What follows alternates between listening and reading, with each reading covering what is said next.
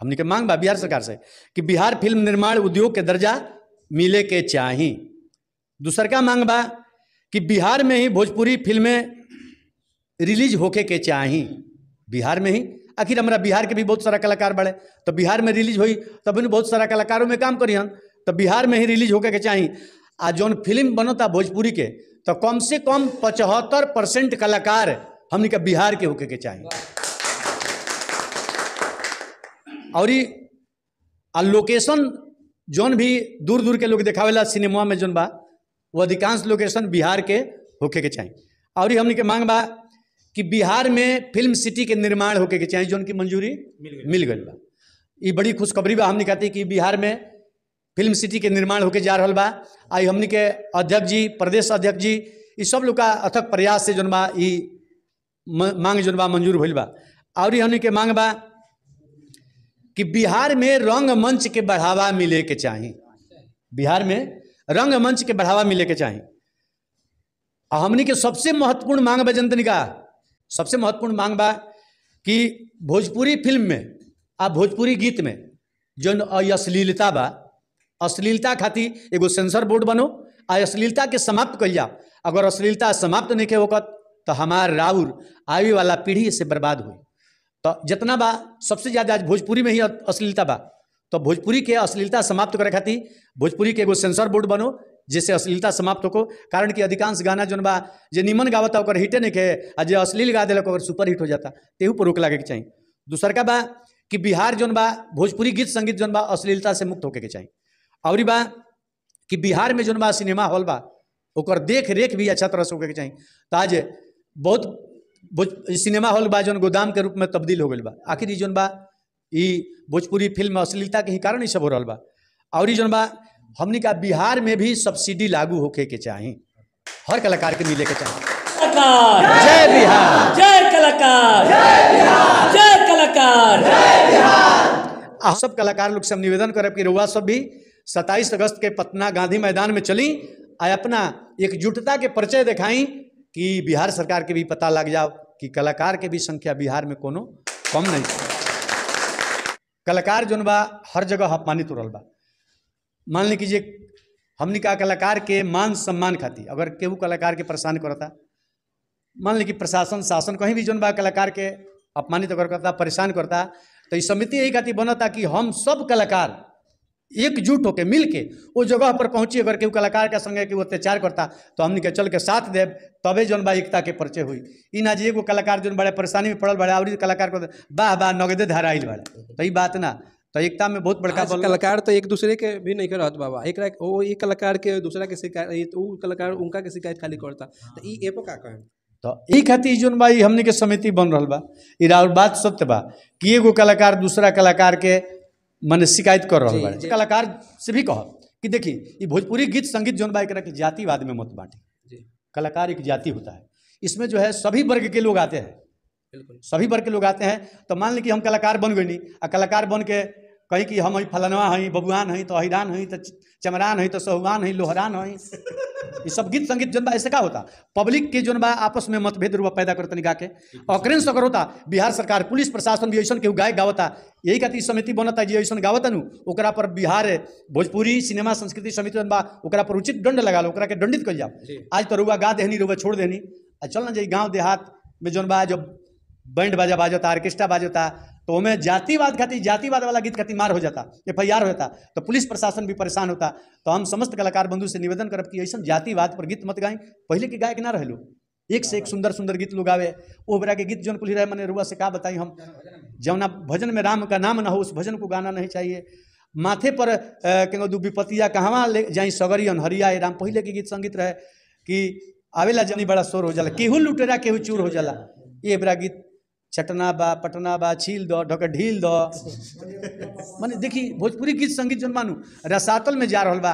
रुबा के तो लोग बहा वही कहते बा कि ट्रेंडिंग स्टार रुबा बन जाता, ठीक बा वो बरा तो ट्रेंडिंग स्टार बनते, लेकिन पछवा में लोग कहता कि मार बाप रे बाप नाश कऽ के धऽ देलक भोजपुरी के। तो ये जन मानू ये कलयुग हो, कलयुग में कुकर्म कर्म तो रुबा आगे बढ़े। तो ऐसे हम समस्त कलाकार जाति से निवेदन करें, अभी कलाकार जाति को हम कलाकार जाति से हमारे निवेदन बा कि रुआ सब एकजुट होई आ गीत संगीत समाज में ऐसा परोसी की जैसे शिक्षा मिले, समाज उससे जौन बा प्रभावित होकर बढ़िया ज्ञान मिले।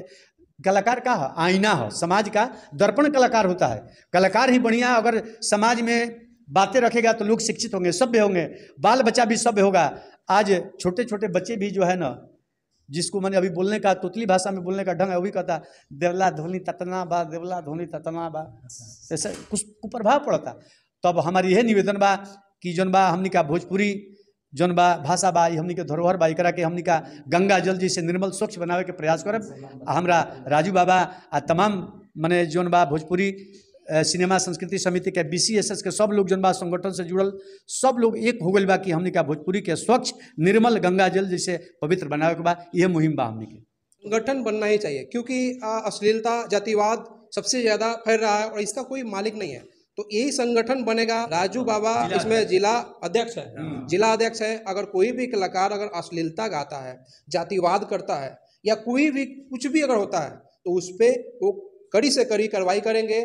और एक और बात बता दूं कि कार्रवाई के साथ अगर जितने भी कलाकार हैं अश्लीलता मुक्त हैं, उनके ऊपर कोई उनको यानी पूछता नहीं है, यानी कदर नहीं करता है, ये भी बात है। दूसरी बात यहाँ पे आती है कि कोई भी कलाकार अगर कहीं जाता है तो कोई भी अगर कुछ उनको बोलता है या कुछ अगर हो भी जाता है तो ये जितने भी इस गठन के लोग हैं या कलाकार हैं, सभी लोग इनको मिलकर उसकी मदद करेंगे। इसलिए ये जो संगठन बैठाया गया है और ये संगठन बैठना भी चाहिए, तभी जाकर अश्लीलता और जातिवाद खत्म होगी। कुछ तो मजबूरियां रही होगी, यूं ही कोई बेवफा नहीं होता।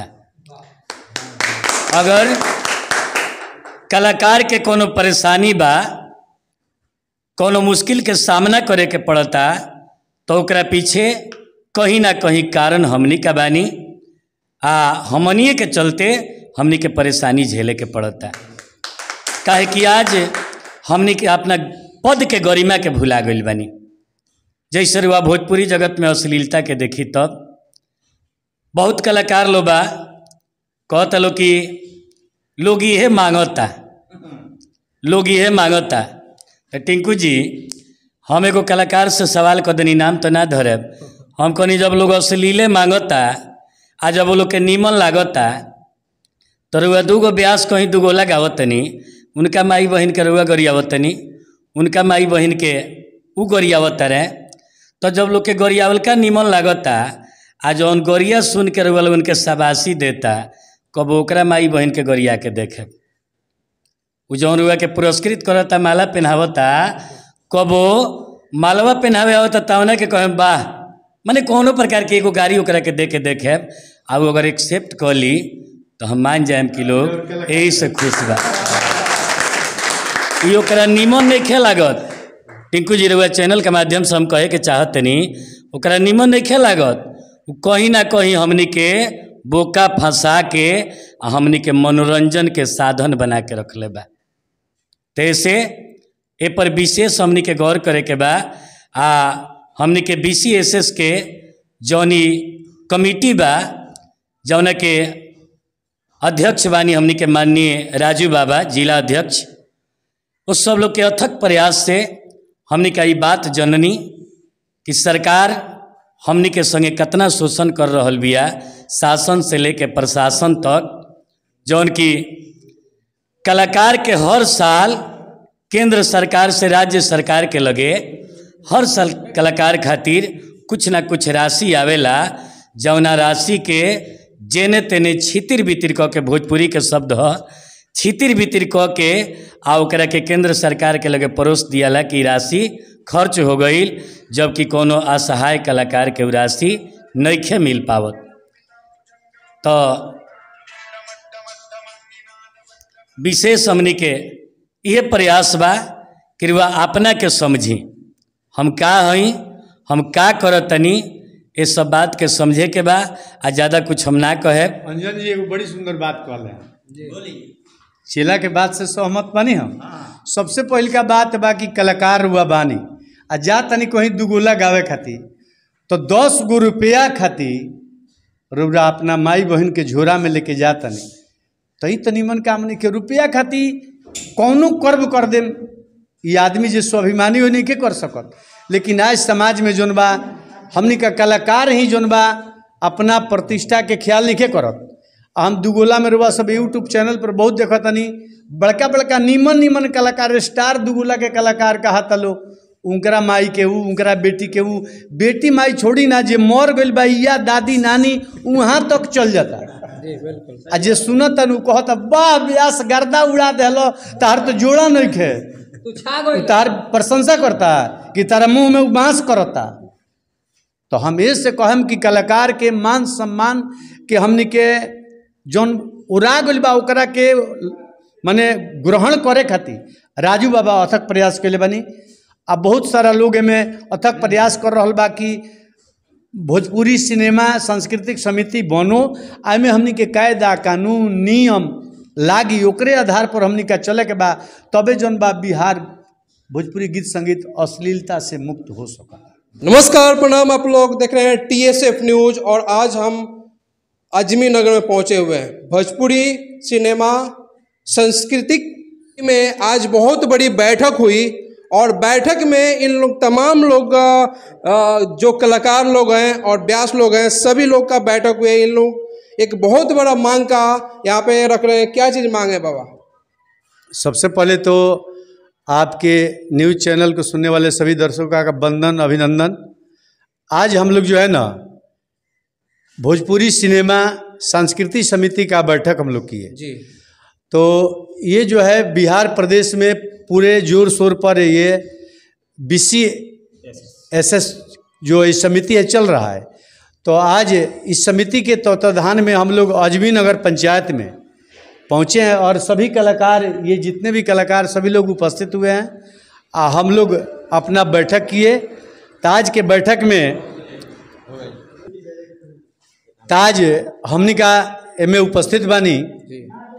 ई BCSS के बैठक भइल। बैठक में ई बैकुंठपुर प्रखंड के अजमेर नगर पंचायत में भइल। तो हमनी का तमाम कलाकार इस समिति के सदस्य उपस्थित बानी। एमे बैकुंठपुर प्रखंड के BCSS के हम अध्यक्ष बानी। हमारे संयोजक हमारे शिष्य अंजन पांडे जी बानी। उपाध्यक्ष हमारे विपिन जी बानी। हमारे सूचना मंत्री धीरज यादव जी हैं, मनीष ऋषि जी हैं, हमारे महामंत्री धर्मेंद्र यादव जी हैं और संगठन मंत्री हमारे जितेंद्र पांडे जी हैं। तो ये हमनी के बैठक जौन भइलनु, हमनी का ये बैठक यही खातिर करता निसन कि आज जौन बा बिहार भोजपुरी सिनेमा संस्कृति समिति के बैठक रहल। तो हमनी का कलाकार के भी कोनो मान सम्मान नहीं खे। तो ये मान सम्मान खातिर हमनी का ये लड़ाई लड़े के हमनी का प्रयास कर रहा बानी। तो हमनी के बिहार सरकार से बहुत कुछ मांग बा। आ कहल गइल बा कि एकता में बल होला। अगर एकता नहीं खे तो कुछ नहीं के, अगर एकता बन गई नु तो बहुत कुछ हो सकता। तो हमनी के एमे मांग बा कि जे हमनी के बिहार फिल्म निर्माण उद्योग के दर्जा मिलो। पहलका मांग बा, हमनी के मांग बा बिहार सरकार से कि बिहार फिल्म निर्माण उद्योग के दर्जा मिले के चाही। दूसर का मांग बा कि बिहार में ही भोजपुरी फिल्में रिलीज होके के चाही। बिहार में ही, आखिर हमारा बिहार के भी बहुत सारा कलाकार बड़े, तो बिहार में रिलीज हुई तब भी बहुत सारा कलाकारों में काम करी हम। तो बिहार में ही रिलीज होके के चाही। आ जौन फिल्म बनता भोजपुरी के तो कम से कम 75% कलाकार हमनी का बिहार के होके के चाही।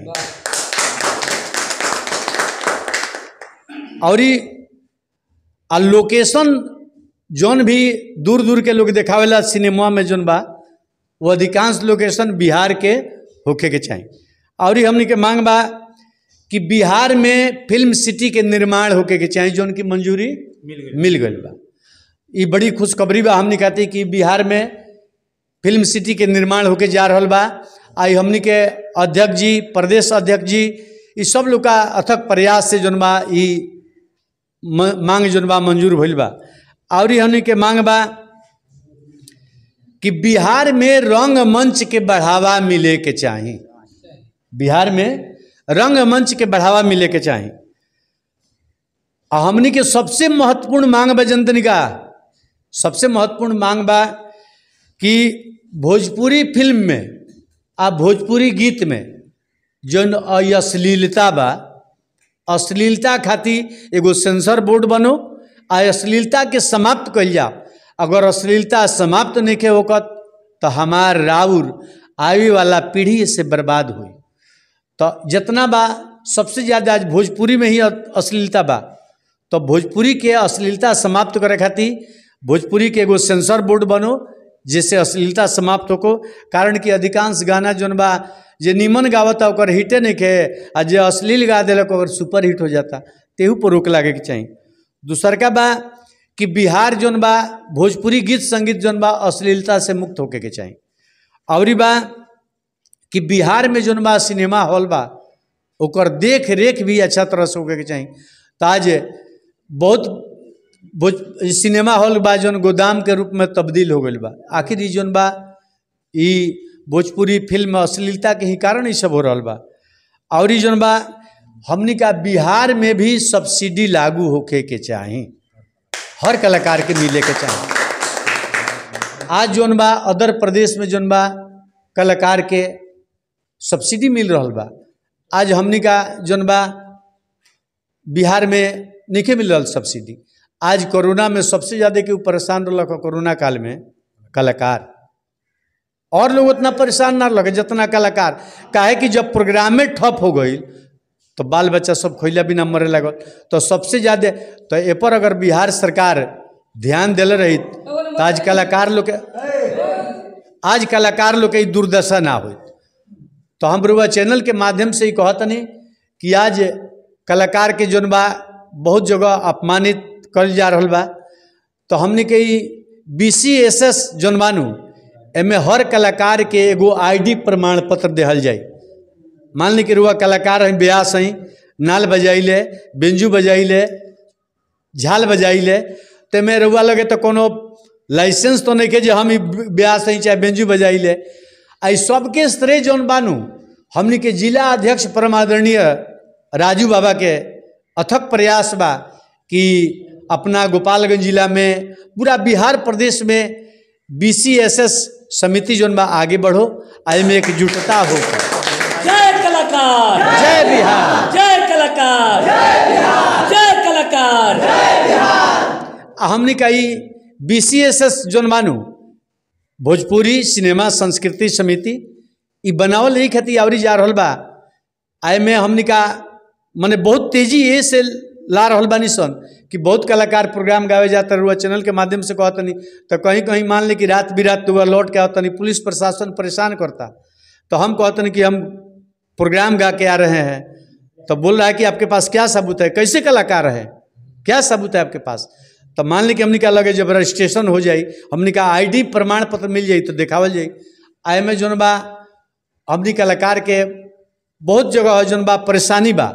तो ये परेशानी के सब देखते हुए जौन बा हमने के BCSS समिति बन रहा बा। ऐसे हमने का बहुत फायदा हुई। आ तमाम कलाकार से ऐसे जे भी जुड़ल बा, जे नइखे जुड़ल ओकरो से हम निवेदन करब, वो कलाकार से भी जे नइखे जुड़ल कहम कि रउआ सबे में आके जुड़ी। आ हमने के कलाकार के मान सम्मान खातिर हमने के गोपालगंज जिला के अध्यक्ष परमादरणीय राजू बाबा विशेष प्रयासरत बानी।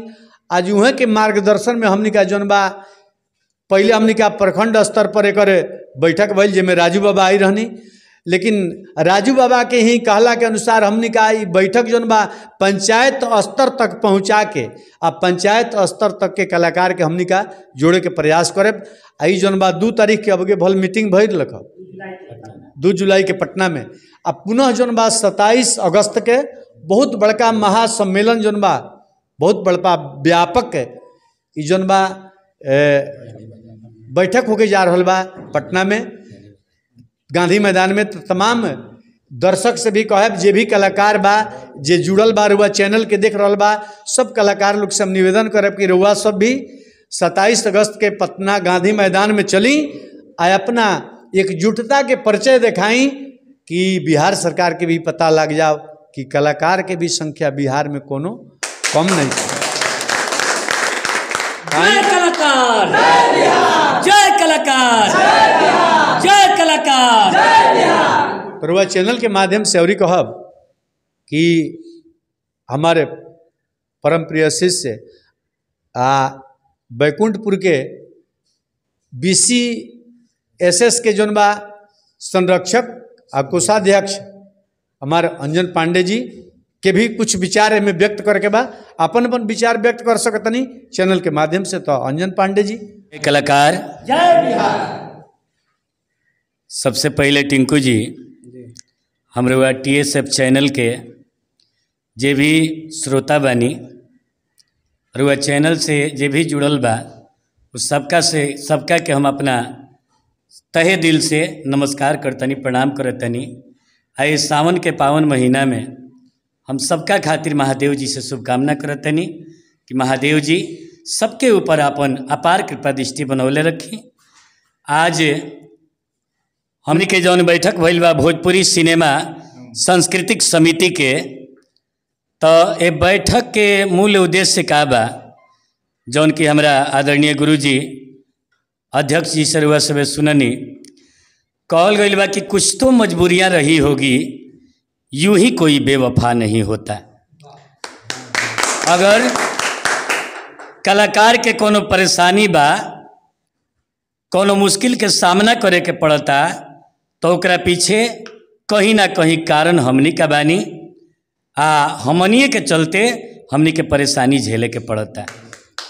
काहे कि आज हमनी के अपना पद के गरिमा के भुला गइल बानी। जैसे रुआ भोजपुरी जगत में अश्लीलता के देखी तब बहुत कलाकार लोग बा कहता लो कि लोग ये मांगता, लोग ये मांगता। तो टिंकू जी हम एगो कलाकार से सवाल कर देनी, नाम तो ना धरब, हम कहनी जब लोग अश्लीले मांगता आ जब वो लोग के नीमन लागता तो रुआ दूगो ब्यास कहीं दूगो लगावतनी, उनका माई बहन के रुआ गरियावतनी, उनका माई बहन के उ गरियावत रहे।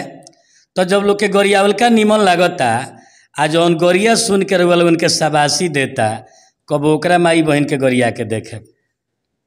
उ जौन रुआ के पुरस्कृत करता, माला पहनावता, कबो मालवा पहनावे आवता तवना के कहे वाह, माने कोनो प्रकार के एगो गाड़ी ओकरा के देखे आ अगर एक्सेप्ट कर ली तो हम मान जाए कि लोग यही से खुश बा। ये ओकरा निमन नहीं खे लागत। टिंकू जी रुआ चैनल के माध्यम से हम कहे के चाहतनी ओकरा निमन नहीं खे लागत, कहीं ना कहीं हमनी के बोका फंसा के हमनी के मनोरंजन के साधन बना के रखले बा। तैसे ए पर विशेष हमनी के गौर करे के बा।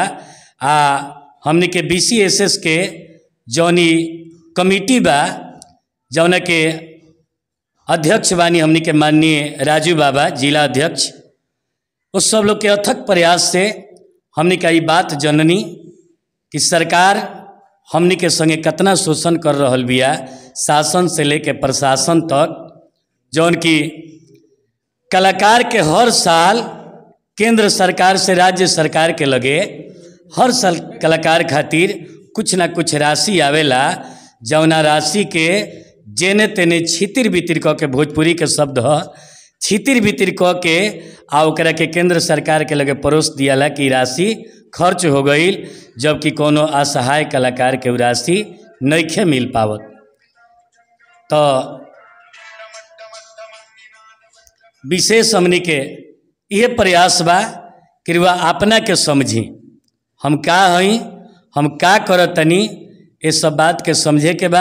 आ ज़्यादा कुछ हम ना कहे। अंजन जी एगो बड़ी सुंदर बात कहले हैं, चेला के बात से सहमत बानी हम। सबसे पहल का बात बा कि कलाकार हुआ बानी आ जा तनी कहीं दुगोला गावे खातिर, तो 10 गो रुपया खातिर रुआ अपना माई बहन के झोरा में लेके जा तनी, तो ही तनी मन काम नहीं के रुपया खातिर कौनो कर्म कर दे। ये आदमी जो स्वाभिमानी हो नहीं के कर सकत। लेकिन आज समाज में जोन बा हमनी का कलाकार ही जोन बा अपना प्रतिष्ठा के ख्याल नहीं के करत। हम दुगोला में रुआ सब यूट्यूब चैनल पर बहुत देखा तनी, बड़का बड़का नीमन नीमन कलाकार, स्टार दुगोला के कलाकार कहा तलो, उनकरा माई के ऊ, उनकरा बेटी के ऊ, बेटी माई छोड़ी ना, जे मर गइल बा या दादी नानी वहाँ तक चल जाता। आ जे सुनत नु कहता वाह व्यास गर्दा उड़ा देलो, तार तो जोड़ा नहीं खे, तार प्रशंसा करता कि तारा मुंह में बांस करता। तो हम इससे कहम कि कलाकार के मान सम्मान कि हमनी के जौन उड़ा गइल बा ओकरा के माने ग्रहण करे खातिर राजू बाबा अथक प्रयास कैले बानी। आ बहुत सारा लोग एमें अथक प्रयास कर रहल बा कि भोजपुरी सिनेमा सांस्कृतिक समिति बनो, आमे हमनी के कायदा कानून नियम लागी, ओकरे आधार पर हमनी का चले के बा, तबे जौन बा बिहार भोजपुरी गीत संगीत अश्लीलता से मुक्त हो सका। लास्ट क्या कहेंगे आप? लास्ट यही कहेंगे, भोजपुरी क्षेत्र का तो भोजपुरी में हमारे विशेष निवेदन है, जितना भी लोग देख रहा बा, चाहे कलाकार चाहे अदर भी पर्सन जो भी देख रहा बानी, और वह सबसे हम कहब कि ई कलाकार भोजपुरी सिनेमा संस्कृति समिति जौन बाल बा बी एक शॉर्ट में कहल जाला BCASS, तो ऐसे रुआ सब जुड़ी। आ 27 अगस्त के पटना जौन बा एक जौन बा बैठक होके जा रहा बा, और रुआ सब में गांधी मैदान में हमें चले के प्रयास करी। जे नइखे जुड़ल उ कलाकार से भी निवेदन करे कि रुआ इस संगठन में जुड़ी, अपन सक्रिय भूमिका निभाई, आ एकजुटता में बस परिचय देवे के बाद। एमें 1 रुपया खर्च नहीं के, मत सोची कि राउर रुपये 1 रुपया लागता। तो जे भी कलाकार देख रहा बानी, रुआ सबसे कहब कि एमें 1 रुपया लागे वाला नहीं के। रुआ विशेष तौर पर जौन बा एमें रुआ प्रमाण पत्र मिली, रुआ ID कार्ड मिली, बशर्ते कि रुआ सदैव उपस्थित होके के बाद जहाँ जहाँ मीटिंग होता उमें चले के बाद। तो सबका से हमार निवेदन ये बा कि रुआ सबे जितना भी कलाकार देख रहा बानी सुन रहा बानी, 27 अगस्त के गांधी मैदान पटना में मने अधिक से अधिक संख्या में चल के जौन बा सभा के सफल बनाई। एमें हमनिए का नहीं जुड़ल, एमें भरत शर्मा जी भी जुड़ल बनी, प्रदेश अध्यक्ष हमनी के बानी परम आदरणीय श्री राज कपूर शाही जी, श्रद्धा सिन्हा जी भी जुड़ल बानी, लोक गायिका देवी जी भी जुड़ल बाड़ी, एमें विनय बिहारी जी भी जुड़ल बानी, एमें बहुत सारा लोग एक से एक कलाकार सब जुड़ल बा। एमें कुणाल सिंह जी भोजपुरी के सुपरस्टार एक्टर कुणाल बाबू भी जुड़ल बानी। तो रउआ सब जुड़ी आज जौन बा BCASS जौन समिति बा एकरा के आगे बढ़ाई, जो हमनियों का जौन बा अधिकार मिलो। जय कलाकार, जय बिहार, जय कलाकार, जय बिहार, जय कलाकार, जय बिहार। विशेष तौर पर टिंकू जी एगो आवरी बात कहे के बा कि आज जौन बानू कलाकार जौन बा हर जगह अपमानित हो रहा बा। मान ली कीजिए हमनी का कलाकार के मान सम्मान खातिर अगर केहू कलाकार के परेशान करता, मान ली कि प्रशासन शासन कहीं भी जौन बा कलाकार के अपमानित अगर करता परेशान करता, तो इस समिति यही खातिर बनता कि हम सब कलाकार एकजुट होके मिल के वो जगह पर पहुँची। अगर केहू कलाकार के संगे केहू अत्याचार करता तो हमनी के चल के साथ देव, तबे जौन बा एकता के परिचय हुई। ई ना जी एगो कलाकार जौन बड़े परेशानी में पड़ल बड़े और कलाकार को वाह वाह नगदे धाराइल बड़े, तो ई बात ना। तो एकता में बहुत बड़का कलाकार तो एक दूसरे के भी नहीं कर रहत बाबा, एक कलाकार के दूसरा के शिकायत, वो कलाकार उनका के शिकायत खाली करता, तो ई एपो का कहे। तो यही खातिर जौन बा हमनी के समिति बन रहा बा। ई और बात सत्य बा कि एगो कलाकार दूसरा कलाकार के मन शिकायत कर रहा बा, जे में मेन बा उहे एकरा के निदान करी। ऐसन बात होता तो आ समस्त कलाकार से भी कह कि देखी ये भोजपुरी गीत संगीत जौन बा एकरा के जातिवाद में मत बांटे जी। कलाकार एक जाति होता है, इसमें जो है सभी वर्ग के लोग आते हैं, बिल्कुल सभी वर्ग के लोग आते हैं। तो मान ली कि हम कलाकार बन गई नहीं, आ कलाकार बन के कहीं कि हम हई फलनवा हई बबुआन हई तो अहिरान हई तो चमरान हई तो सहुआन हई लोहरान हई, ये सब गीत संगीत जौन बा ऐसे का होता पब्लिक के जौन बा आपस में मतभेद रुआ पैदा कर तनिका के ऑकरेंस अगर होता। बिहार सरकार पुलिस प्रशासन भी ऐसा केहू गायक गावता, यही खातिर समिति बनता जी ऐसा गावता नु ओकरा पर बिहार भोजपुरी सिनेमा संस्कृति समिति जौन बा ओकरा पर उचित दंड लगा लो, ओकरा के दंडित कल जाओ। आज तो रुआ गा देहनी रुआ छोड़ देहनी, आ चल ना जाई गाँव देहात में जौन बा जब बैंड बाजा बाजता ऑर्केस्ट्रा बाजता तो हमें जातिवाद खातिर जातिवाद वाला गीत खातिर मार हो जाता, FIR हो जाता, तो पुलिस प्रशासन भी परेशान होता। तो हम समस्त कलाकार बंधु से निवेदन करब कि ऐसा जातिवाद पर गीत मत गाएं। पहले के गायक ना रहे लोग, एक से एक सुंदर सुंदर गीत लोग आवे, वो बरा के गीत जौन कुल रहे मने रुआ से का बताई हम, जौना भजन में राम का नाम न हो उस भजन को गाना नहीं चाहिए। माथे पर केगो दू विपतिया कहवा ले जाई सगरी अनहरिया ए राम। पहले के गीत संगीत रहे कि आवेला जवानी केगो रहे, आवेला जवानी बड़ा शोर हो जाला, केहू लुटेरा केहू चूर हो जाला। ये बड़ा गीत चटना बा पटना बा छील दो ढोकर ढील दो। माने देखी भोजपुरी गीत संगीत जन मानू रसातल में जा रहल बा। रुबा के तो लोग बहा वही कहते बा कि ट्रेंडिंग स्टार रुबा बन जतन, ठीक बा वो बेरा तो ट्रेंडिंग स्टार बनते, लेकिन पछवा में लोग कहता कि मार बाप रे बाप नाश कऽ के धऽ देलक भोजपुरी के। तो ई जौन मानू ई कलयुग हो, कलयुग में कुकर्म कर्म तो रुआ आगे बढ़े। तो ये हम समस्त कलाकार जाति से निवेदन करे, अभी कलाकार जाति कहब हम, कलाकार जाति से हमार निवेदन बा कि रुआ सब एकजुट होई आ गीत संगीत समाज में ऐसा परोसी की जिससे शिक्षा मिले, समाज उससे जौन बा प्रभावित होके बढ़िया ज्ञान मिले। कलाकार का है आईना है, समाज का दर्पण कलाकार होता है। कलाकार ही बढ़िया अगर समाज में बातें रखेगा तो लोग शिक्षित होंगे, सभ्य होंगे, बाल बच्चा भी सभ्य होगा। आज छोटे छोटे बच्चे भी जो है ना, जिसको मैंने अभी बोलने का तोतली भाषा में बोलने का ढंग है, वो भी कहता देवला धोनी ततना बा, देवला धोनी ततना बा, ऐसे कुछ कुप्रभाव पड़ता। तब हमारी यह निवेदन बा कि जौन बा हमनी का भोजपुरी जौन बा भाषा बा, हमनी के धरोहर बा, एकरा के हमनी का गंगा जल जैसे निर्मल स्वच्छ बनावे के प्रयास करब। हमरा राजू बाबा आ तमाम मने जौन बा भोजपुरी सिनेमा संस्कृति समिति के BCSS के सब लोग जौन बा संगठन से जुड़ल सब लोग एक हो गइल बा कि हमनी का भोजपुरी के स्वच्छ निर्मल गंगा जल जैसे पवित्र बनावे के बा। यह मुहिम बा हमनी के। तो यही खबर आप लोग देख रहे थे। मैं आप लोग से बता दूं कि संगठन बनना ही चाहिए, क्योंकि अश्लीलता जातिवाद सबसे ज़्यादा फैल रहा है और इसका कोई मालिक नहीं है। तो यही संगठन बनेगा। और राजू, क्या नाम है? राजू बाबा इसमें जिला अध्यक्ष है, जिला अध्यक्ष है। अगर कोई भी कलाकार अगर अश्लीलता गाता है, जातिवाद करता है या कोई भी कुछ भी अगर होता है तो उस पर वो कड़ी से कड़ी कार्रवाई करेंगे। और एक और बात बता दूं कि कार्रवाई के साथ अगर जितने भी कलाकार हैं अश्लीलता मुक्त हैं, उनके ऊपर कोई उनको यानी पूछता नहीं है, यानी कदर नहीं करता है, ये भी बात है। दूसरी बात यहाँ पे आती है कि कोई भी कलाकार अगर कहीं जाता है तो कोई भी अगर कुछ उनको बोलता है या कुछ अगर हो भी जाता है तो ये जितने भी इस गठन के लोग हैं, कलाकार हैं, सभी लोग इनको मिलकर उसकी मदद करेंगे। इसलिए ये जो संगठन बैठाया गया है और ये संगठन बैठना भी चाहिए, तभी जाकर अश्लीलता और जातिवाद खत्म होगी। यही खबर मैं दिखा रहा था अजमेर नगर से। TSF न्यूज़ टिंकू कुमार के साथ। जय हिंद।